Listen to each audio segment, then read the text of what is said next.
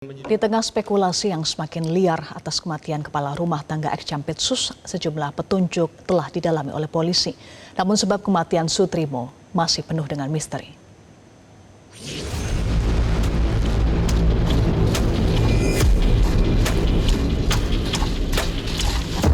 Ada apa aja Bang di bawah Bang? Ada bungkus makanan sama stiker itu apaan Bang buat apa? Maaf, sama humas ya nanti Pak.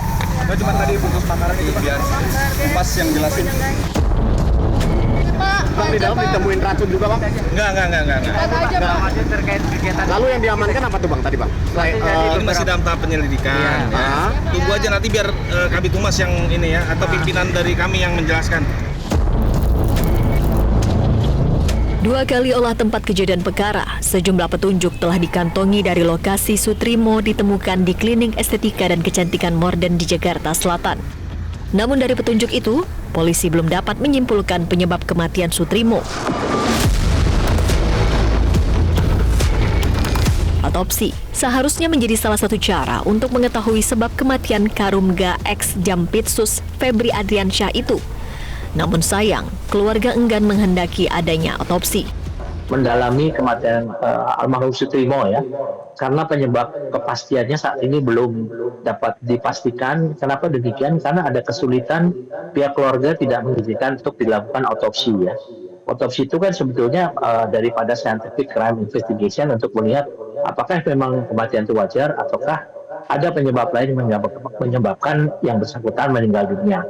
Kemudian saat ini juga polisi juga melakukan olah TKP lanjutan ya, di tempat untuk mencari saksi dengan dan juga hasil CCTV di sekitar lokasi kejadiannya untuk mendalami peristiwa tersebut.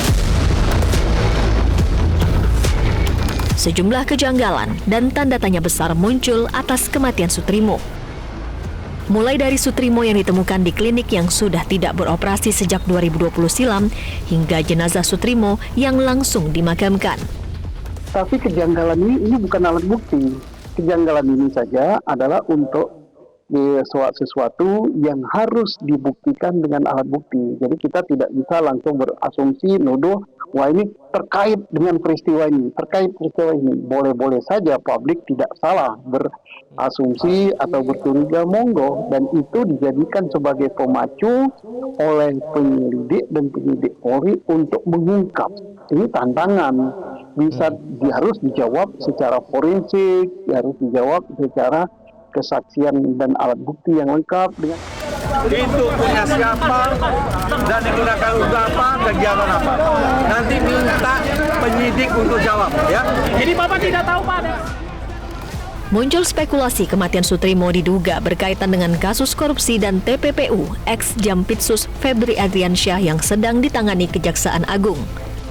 Meski demikian, penyidik Kejaksaan mengaku tak terganggu dengan spekulasi yang berkembang dan tetap fokus pada kasus korupsi dan TPPU Febri. Tinggalnya Pak Sutrimo ini menimbulkan banyak persepsi maupun spekulasi publik terhadap penanganan perkara FA. Namun demikian, Komisi Kejaksaan masih berfokus pada proses penanganan perkara terhadap FA secara profesional dan proporsional.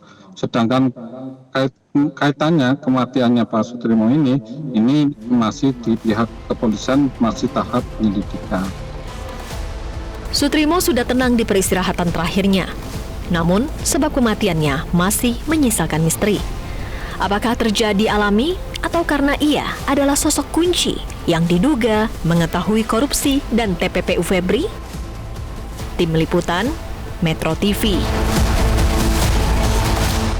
Pemirsa, apakah kematian Sutrimo di tengah kasus yang menimpa ex Jampitsus Febri Adriansyah terkait adanya dugaan peran penting Sutrimo yang merupakan karumga atau kepala rumah tangga di kediaman Febri? Kami akan membahasnya bersama dengan anggota Komisi 3 DPR RI Nasir Jamil dan kriminolog Adrianus Meliala. Selamat malam Pak Nasir dan Prof. Adrianus. Selamat malam Mbak Eva. Pak Nasir sudah dengar?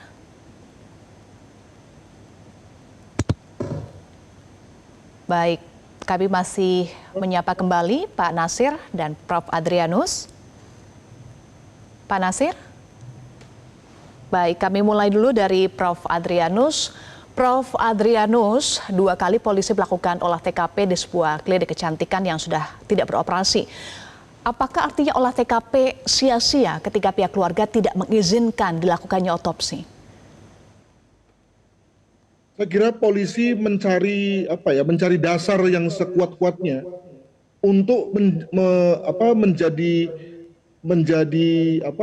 melakukan ekshumasi gitu. Kenapa begitu? Karena kalau hanya melakukan ekshumasi hanya karena katanya, maka tentu tidak ada dasar dan itu lalu kemudian kita anggap sebagai bercanda aja gitu ya.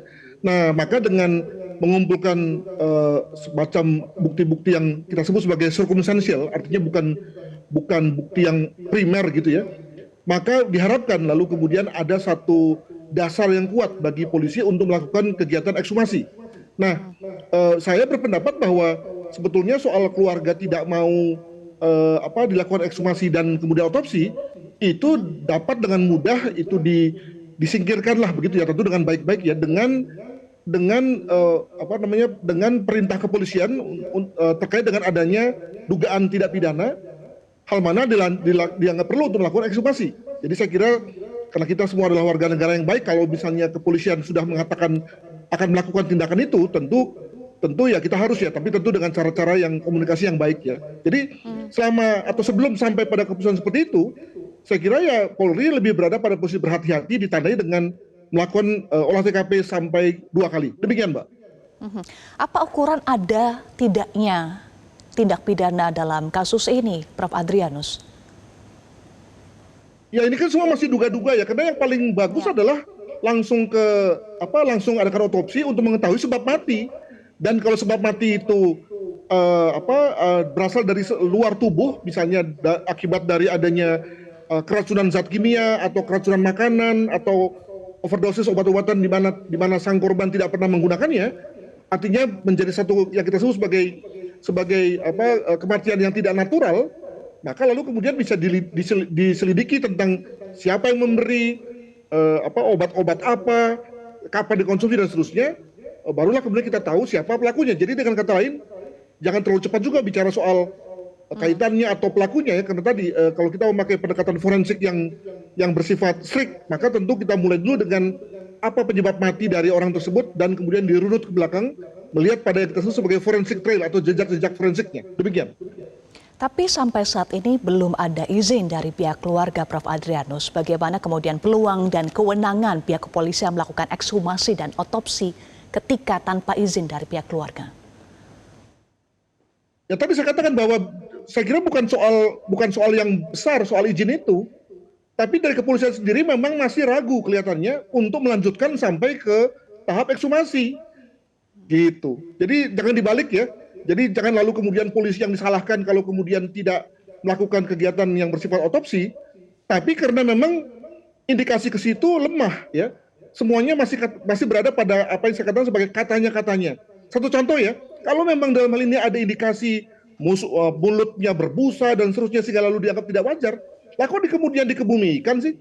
Lalu kebumikannya pun juga sampai ke kota lain kan? Artinya adalah sebetulnya ada proses panjang untuk kemudian sampai pada pengebumian itu gitu. Nah, apakah kemudian lalu nggak ada satupun yang bergerak atau tergerak lah gitu untuk kemudian mengontak kepolisian kah atau mengontak dokter forensik atau pihak-pihak yang lain untuk kemudian menentukan apakah kematian yang bersangkutan tidak wajar atau wajar. Nah, barulah kemudian ketika dikebumikan lalu kemudian polisi lah disalahin, polisi lah dianggap lambat dan seterusnya. Jadi saya kira kok ada hal yang tidak pas juga di sini. Demikian. Kalau analisa Anda, Prof. Adrianus, adakah yang tidak wajar dari kematian Sutrimo? Nanti kita akan bahas lagi, tetapi usai jeda, pemirsa tetaplah bersama kami. Koordinator, para menteri, Jaksa Agung, Panglima TNI, saya ulangi ya, Jaksa Agung, Kapolri,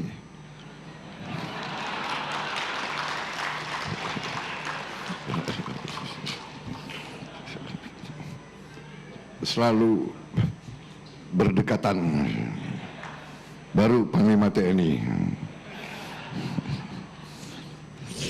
Kepala Kita lanjutkan kembali diskusi bersama dengan Prof. Adrianus. Masih bersama kami, Prof. Analisa Anda, adakah yang janggal dari kematian Sutrimo? Terlebih timingnya bersama dengan kasus hukum atasannya almarhum Sutrimo, yaitu Febri Adriansyah.